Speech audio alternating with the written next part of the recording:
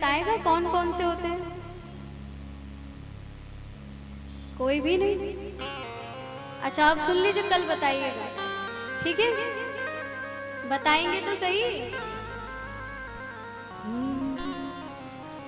दैहिक दैविक भौतिक तापा, दैहिक दैविक भौतिक तापा, दैहिक दैविक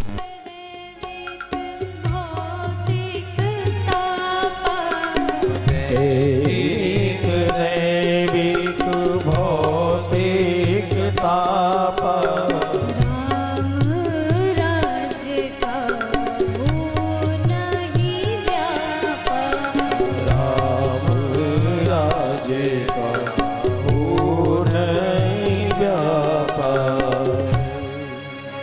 अब बताओ चौपाई से समझ आया?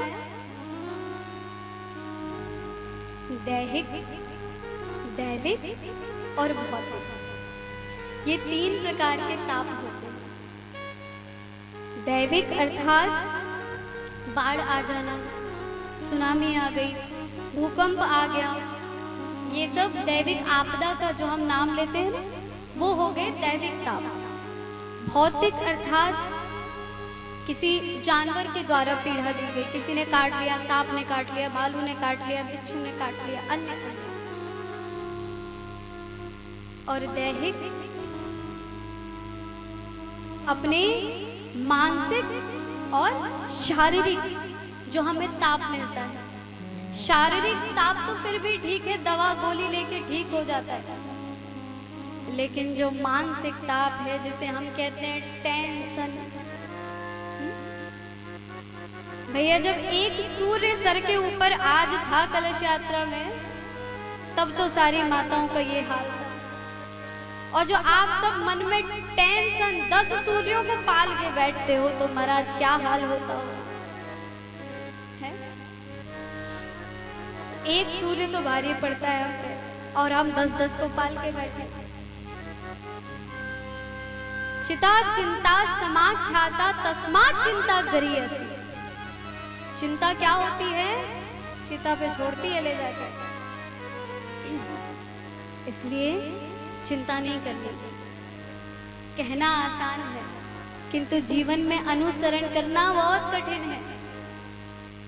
क्योंकि छोटा सा कुछ भी हो जाता है ना, तो हाय अब ये कैसे होगा, अब क्या करेंगे, तुरंत ये हाल होता है माताओं का। तो चिंता ना करके हमें क्या करना है? भगवान का चिंतन करना है। जब भी मन परेशान हो, जब भी चिंता हो, 2 घड़ी, बस 2 मिनट के लिए, जिनको भी आप इष्ट मानते हैं, राधा नाम, कृष्ण नाम, राम नाम, सीता नाम, कुछ भी, इसका जाप कीजिए। आपकी चिंता भी जाएगी, आपका क्रोध भी जाएगा। इन दोनों को भगाने का एकमात्र रामबाण यही है ना? सारी चिंता नष्ट ना हो जाए तो कहना, लेकिन सच्चे मन से जब तुम किसी को सिर्फ बाहर से छोड़ना चाहोगे तो वो नहीं छूटेगा। एक महात्मा वन में बैठे तपस्या कर रहे थे। एक विशिष्ट साधु जन आए, उन्होंने उनसे पूछा, भैया कितने दिन हो गए घर छोड़े? कहा भैया बस कुछ महीने से मैं अपना घर छोड़कर आया हूं। तो उन्होंने कहा भैया जब वो घर अपना ही है तो तुम छोड़कर क्या आए? क्योंकि वैराग्य वो वस्तु है जो मन से धारण की जाती है, तन से नहीं। चाहे आप कितनी तपस्या कर लो, कितनी धारणा कर लो, कितना ध्यान कर लो, जब तक मन में आसक्ति है आपका ध्यान कहीं नहीं लगेगा। वो मोह, वो ममता, वो आसक्ति वहीं आपको खींचती रहेगी। और जिस दिन मन से हमने आसक्ति निकाल दी कि ये भी कृष्ण, मेरे भीतर भी कृष्ण, जो कुछ है वो कृष्ण का, जो कुछ है वो भगवान का, वहीं आपकी सारी आसक्ति खत्म हो जाएगी। क्योंकि मन से त्यागना, मन से अपनाना, वही सच्ची भक्ति, सच्चा प्रेम होता है। बाहरी मन से धूप बत्ती हिला देना, दीपक जला देना, इसे पूजा कहते हैं। और वास्तविक पूजा, जिससे बड़ी कोई पूजा नहीं होती, उसे मानसिक पूजा कहते हैं। मन से हम भगवान को मनन करें, मन से भगवान को चिंतन करें, मन से भगवान का खूब उनकी ये लीला श्रवण करें, वो लीला श्रवण करें, तो महाराज फिर कुछ नहीं। और कथा में बैठे हैं लेकिन मन लगा है सब्जी पूड़ी में, तो कैसे काम चलेगा? बोलो राधे राधे। और धीरे से, और धीरे से। हमने सुना है कलिकाल में सब उल्टा चलते हैं, तो इसलिए जब हम धीरे धीरे बोलते हैं तो आपको तेज तो बोलना पड़ेगा ना। जो बच्चे से कहो नहीं नहीं ये नहीं करना, महाराज वही करेगा, मना क्यों कर रहे हैं? तो इस प्रकार भगवान तीनों प्रकार के तापों को नष्ट करके हम पर कृपा करते हैं। ऐसा भगवान का स्वरूप है, कर्तव्य है और कर्म है। ऐसे हमारे भगवान श्री कृष्णाय वयम नमः, श्री राधा रानी सहित भगवान के चरणों में कोटि कोटि वंदन। दूसरा श्लोक, जिस शुक शास्त्र के अनुसार आप हम सभी श्रीमद् भागवत कथा को श्रवण करेंगे, उन शुकदेव जी को इस श्लोक के द्वारा प्रणाम किया गया है। यम प्रव्रजंत मनुपेत मपेत कृत्यम, उनका न कोई यज्ञोपवीत संस्कार हुआ, न ही नालक छेदन हुआ, कोई भी संस्कार नहीं हुआ, सीधे जैसे ही जन्म लिया वन की ओर निकल गए। विरह कातर आज हाव पुत्रेति तन्मयतया, अपने पुत्र के पीछे विरह में आतुर होकर वेद व्यास जी दौड़े दौड़े चले जा रहे, खूब दूर तक गए, लेकिन सुखदेव जी वापस आए। वृक्षों ने तन्मय तय होने के कारण उत्तर दिया, अरे वेद व्यास जी, आपका पुत्र तो परमार्थ के लिए जा रहा है, आप उसे क्यों रोक रहे हैं?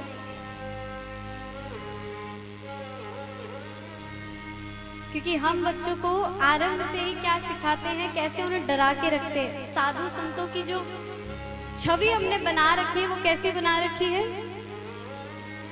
जहाँ बच्चा दूध ना पीवे, लाला दूध पी ले नहीं तो बाबा आ जाएगा, है? और जहाँ सोए नहीं रात को, एक दिन तो हद ही हो गई, बेटा सो जा नहीं तो बाबा खा जाएगा। तो हम अपने बच्चों को ऐसे संस्कार दें, हम ही सनातन धर्म से उन्हें जोड़ने की जगह दूर कर रहे हैं। साधु संतों के पास भेजने में माता पिता डरते हैं कि कहीं हमारा बच्चा भी बाबा जी ना बन जाए। अरे साधु संत कोई वेशभूषा थोड़ी है जो वो बन जाएगा। मात्र वस्त्र पहनने से कोई साधु बन जाए तो ये सारी दुनिया साधु ही है। वस्त्र पहनने से, गले में माला धारण करने से, वैराग्य लेने से कोई साधु नहीं बनता।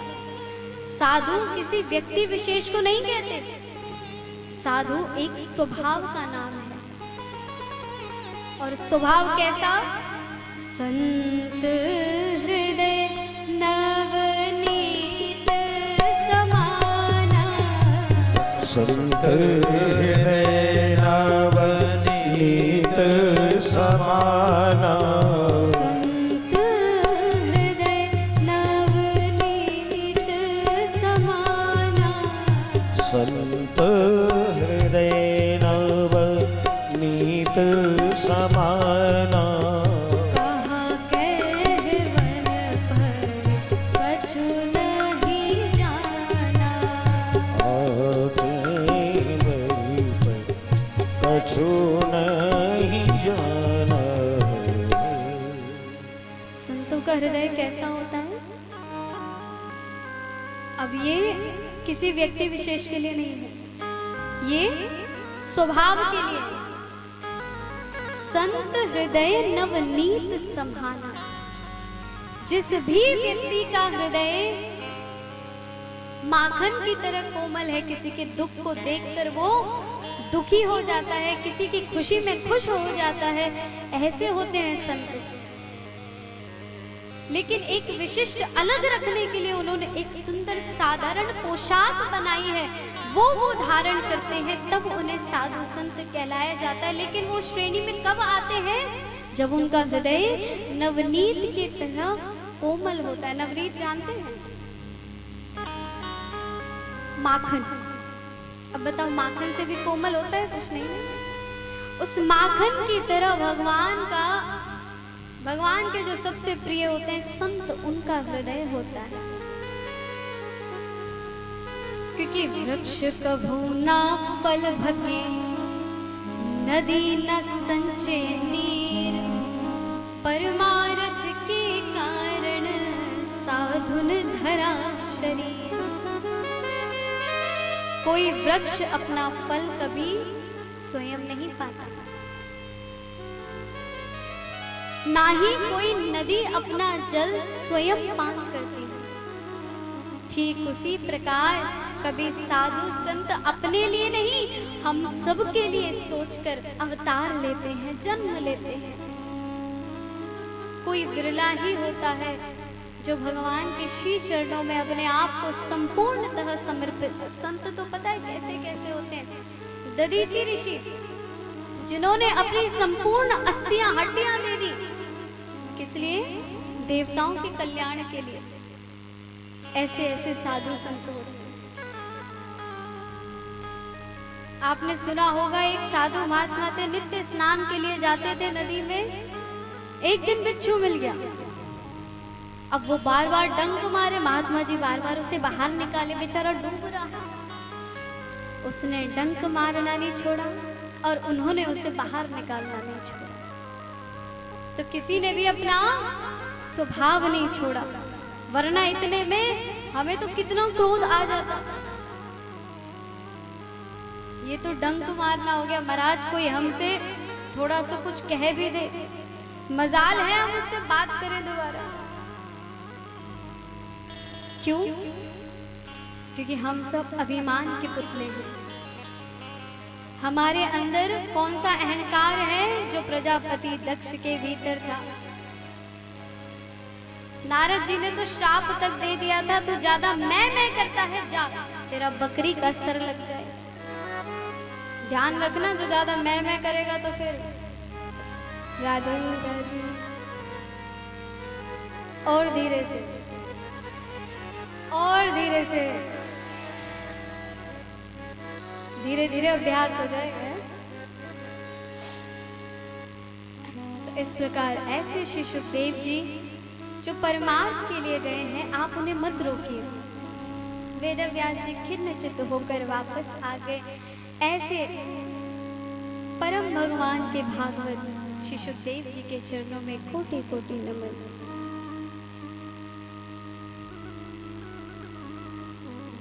आप हम सभी परम सौभाग्यशाली हैं। जैसे भगवान के अनंत भक्त होते हैं, उन पर भगवान कृपा करते हैं। आज उन्हीं ने हम सभी पर कृपा करके आप हम सभी को इस सुंदर पांडाल, देखो कितनी प्यारी व्यवस्था है, आप सबने मिलकर की है। इतना सुंदर भगवान ने दिया। सुबह सुबह अपनी कृपा की बौछार भी दिखा दी, उसके बाद भीषण, तो कहीं ना कहीं कृपा तो है। तो जब भगवान का आशीर्वाद हमारे सर पर है और फिर भी हम चिंतित रहे, तो फिर तो आनंद नहीं है। सिर पर सीताराम, फिक्र फिर क्या करना। सिर पर सीताराम, फिक्र फिर क्या करना।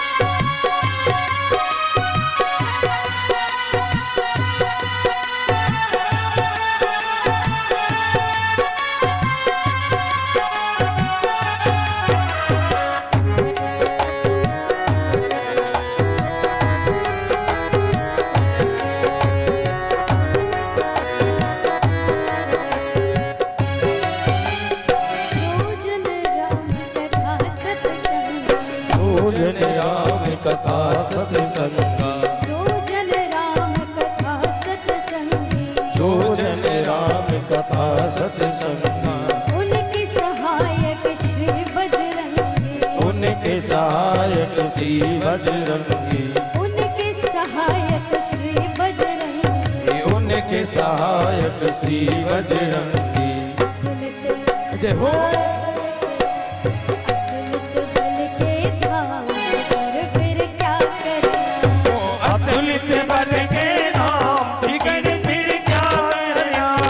अतुलित बल के नाम, फिर क्या करना, मेरे सर पर सीताराम, फिकर फिर क्या करना, सिर पर सीताराम, फिकर फिर क्या करना। श्री राधे।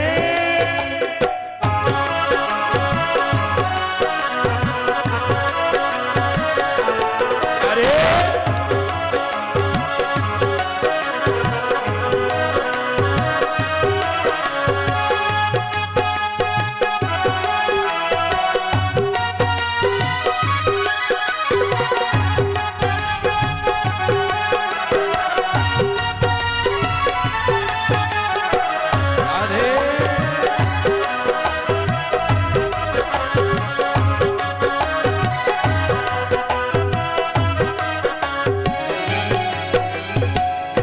जब भक्त और भगवान की वार्तालाप होती है, तो जहाँ भक्त मनमानी पे आ जाता है, हट पे आ जाता है, तो भगवान से क्या कहता है? अगर प्रभु मनमानी करोगे, अगर प्रभु मनमानी करोगे, अगर प्रभु मनमानी करेंगे, अगर प्रभु मनमानी करेंगे, नहीं शरणागत पीर हरेंगे, हो नहीं शरणागत पीर हरेंगे, नहीं शरणागत पीर हरेंगे, हो नहीं शरणागत पीर